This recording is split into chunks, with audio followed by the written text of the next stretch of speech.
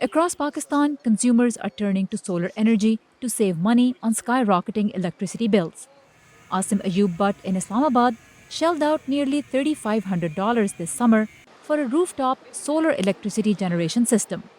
Electricity is becoming more expensive day by day. We wanted to get this last year, but they were expensive. Now the cost has come down, so we decided to get it this year.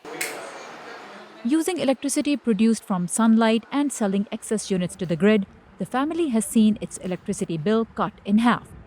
It hopes to recover the investment in solar energy in about 3 years. My children are even more excited than I am that we'll be able to use electricity more freely by next summer. Between June 2023 to May 2024, reports say grid-connected rooftop solar electricity generation in Pakistan grew more than 300%. Oversupply of Chinese solar panels is slashing costs, making the switch affordable for many. Producing electricity through solar energy is environmentally friendly and it's becoming easier on the pockets of Pakistanis. But the way Pakistan's power production and distribution system is currently set up, the growing popularity of this green and affordable technology can also cause a crisis.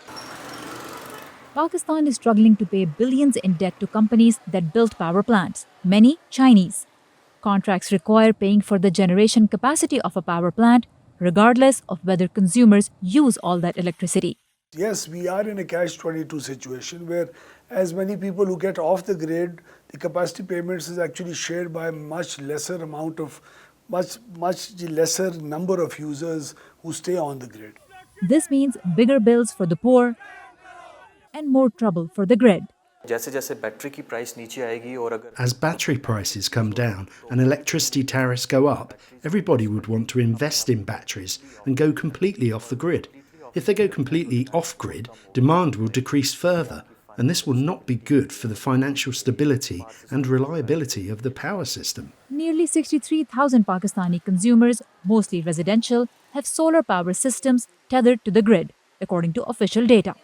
That number is expected to grow exponentially. The government is not discouraging the switch to solar energy, but it hopes to save the grid.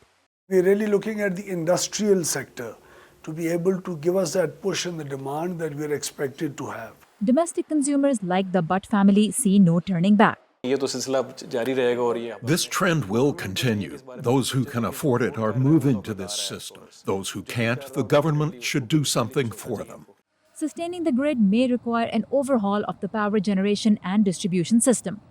But for Pakistanis looking for savings, solar energy is a ray of hope. Sarah Zaman, VOA News, Islamabad.